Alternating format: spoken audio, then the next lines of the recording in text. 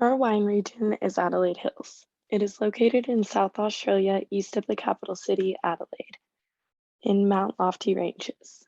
This area is shared between two local governments, the Adelaide Hill Council and the Mount Barker District Council. The range is accessible by taking two different routes. First is the Southeastern Freeway that it tunnels in from the city of Adelaide. The other entrance is through the Haitian tunnels on the opposite side. This region holds over 100 vineyards with 60 different wine cellars, ranging from small owned wineries to large distributors. The wine region covers over 860-mile radius. Moving forward, Adelaide Hills are known for a young wine region and its horizontal landscape. And compared to other Australian regions, they have cooler climates. And from these cooler climates, their top varieties from are Sauvignon Blanc, Pinot Noir, Chardonnay, and Shiraz. Firstly, their Sauvignon Blancs are very unique because Adelaide Hills set their benchmark for Sauvignon Blanc in Australia, and they are unique for their fresh, aromatic, and easy drinking wine with vibrant flavors of citrus, pineapple, and herbs.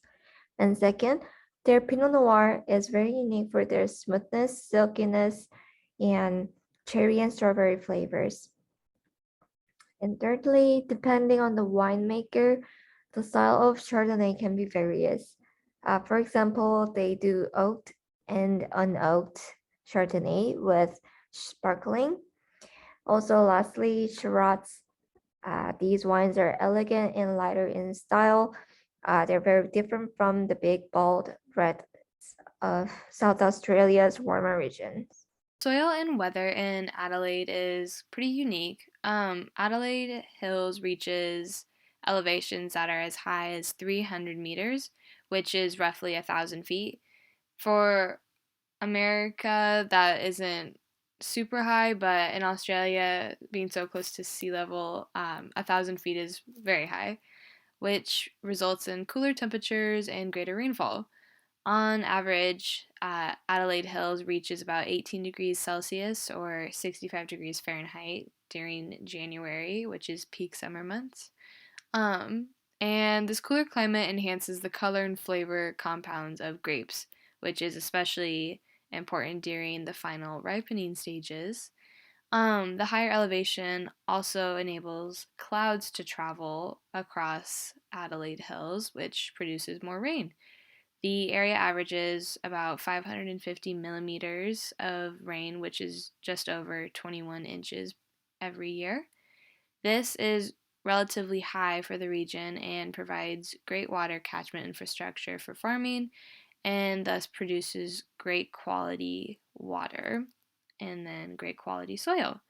So, Adelaide is very well known for having reactive soil, also known as Bay of the Biscay soils, which is kind of like a clay soil, which shrinks significantly during dry spells, and swells rapidly during times of heavy rainfall, all of which creates some of the best soil for producing great quality, highly aromatic wine. Hi, I'm Trevor, and I'm going to be talking about Adelaide Hills' financial impact. So, as of 2008, Adelaide Hills was the producer of 520 million liters of wine. 80% of the premium Australian wine comes from Adelaide Hills, and 50% of all bottled wine from Australia comes from Adelaide Hills. There's a huge impact from 2020. There was a large fire in Adelaide Hills, destroyed nearly 3,000 acres of grapes. And from this fire, they lost $20 million worth of their wine. The first vineyard was planted in 1836 with European vine cuttings by John Barton Hack. It was located in Chichester Gardens, which is in North Adelaide. Later on, a French winemaker named Edmond Mazur introduced the very unique wine styles, method champenoise and sparkling burgundy. Many early vineyards in South Australia went bankrupt due to the imperial preference. The imperial preference was a tariff reduction throughout the British Empire, which caused people to favor the United Kingdom over Australian exports. After a period of time, there was a revival by a new group of pioneers who focused on the cold climate characteristics of the region. Since then, it has become a home to many small artisan winemakers that focus on producing elegant European style wines.